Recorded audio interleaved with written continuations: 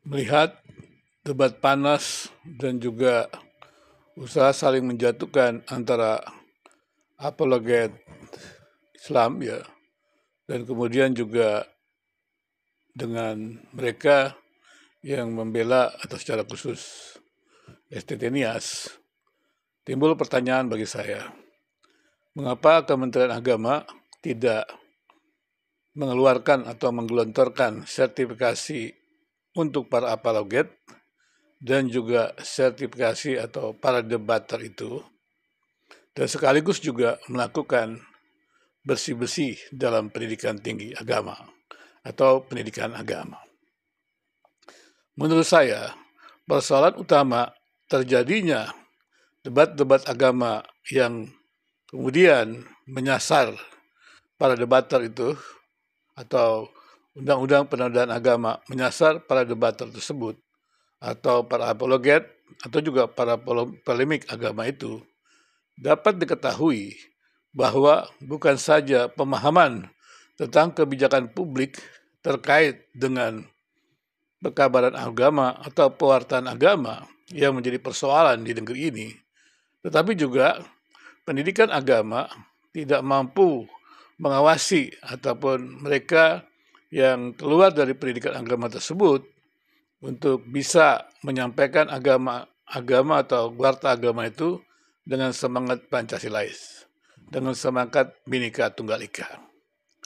Nah, apabila para debater, para apologet agama-agama itu kemudian saling menyerang dan kemudian juga berusaha menghancurkan sesamanya atau berusaha untuk merendahkan para agama-agama yang berbeda itu, dapat diketahui juga bahwa semangat Bhinneka Tunggal Ika tidak meresapi mereka yang menyelenggarakan pendidikan agama tersebut.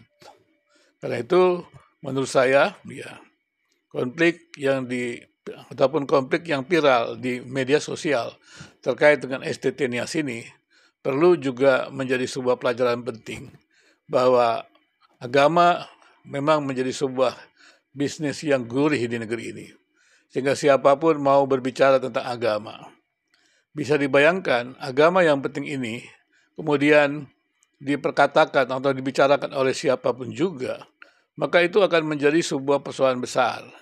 Karena sejarah menunjukkan, bahkan perjalanan negeri ini menunjukkan, agama kerap dipakai untuk instrumen konflik.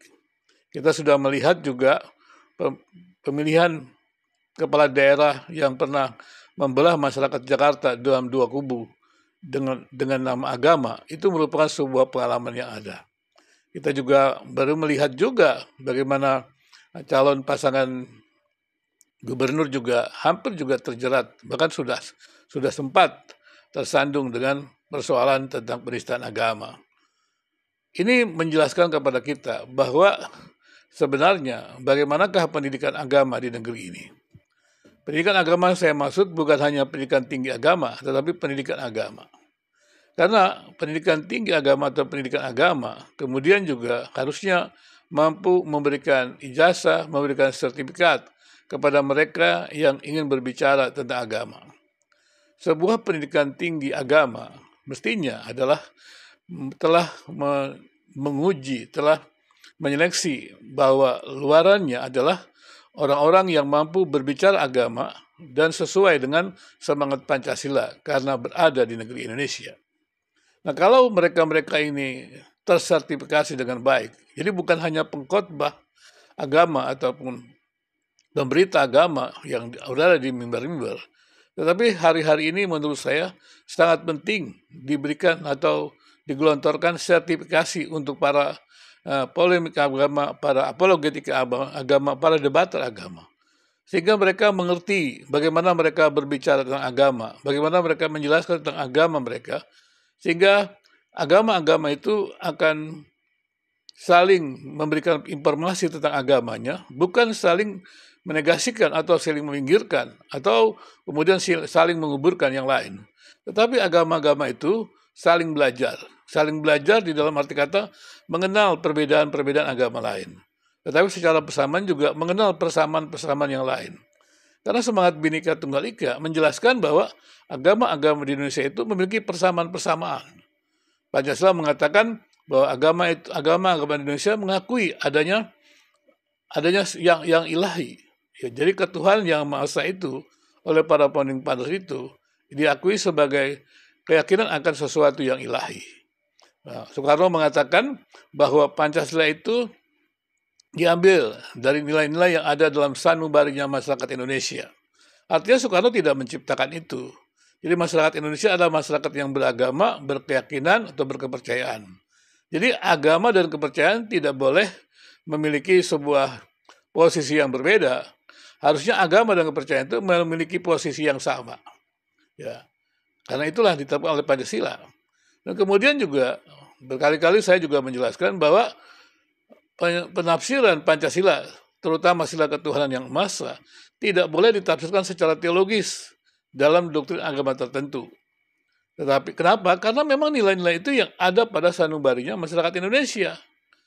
Jadi bukan nilai-nilai yang merupakan hasil tafsiran dari agama tertentu, tapi adalah nilai-nilai yang hidup dalam masyarakat Indonesia. Maka artinya, ya jangan agama-agama tertentu merasa punya hak untuk menafsirkan nilai Pancasila. Tapi mereka boleh menafsirkan itu, kemudian juga nilai-nilai bersamanya menjadi perekat untuk bersama.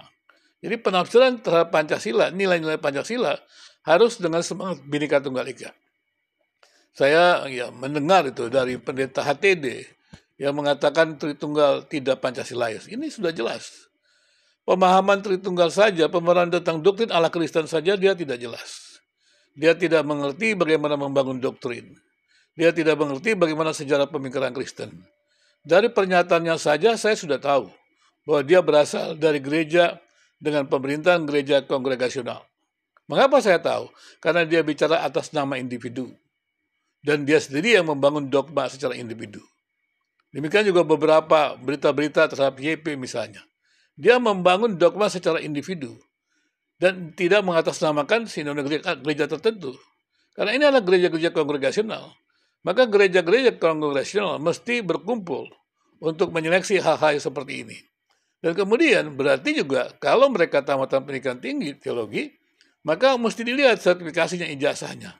Kalau sampai menyampaikan hal-hal yang tidak tepat, maka pendidikan tinggi teologi wajib untuk memanggil mereka, untuk menyeleksi mereka. Apakah mereka berhak mendapatkan ijazah itu? Karena terlalu banyak ijazah-ijazah di negeri ini yang digelontorkan tanpa kompetensi. Dan ini tidak benar. Apalagi kalau sampai ijazah-ijazah yang dikeluarkan, pendidikan tinggi agama ataupun sekolah agama, sertifikat itu tidak bermutu, maka apa jadinya dengan kondisi Indonesia yang memposisikan agama pada tempat yang terhormat? Itulah sebabnya saya katakan, persoalan yang terjadi dengan STT Nias yang menjadi viral, ini menjadi waktunya untuk bersih-bersih pendidikan agama. Menurut saya STT Nias juga tidak perlu takut, tidak perlu khawatir. Ya kalau memang apa adanya dijelaskan saja. Ya, jelaskan saja apa adanya, didiskusikan, dan kemudian ya karena memang itu sudah fitnah, dibawa kepada pihak yang berwajib, dibawa saja silakan supaya dibersih-bersihkan. Jangan khawatir dengan hal yang lain. Dan pendidikan tinggi teologi di Indonesia mesti menjawab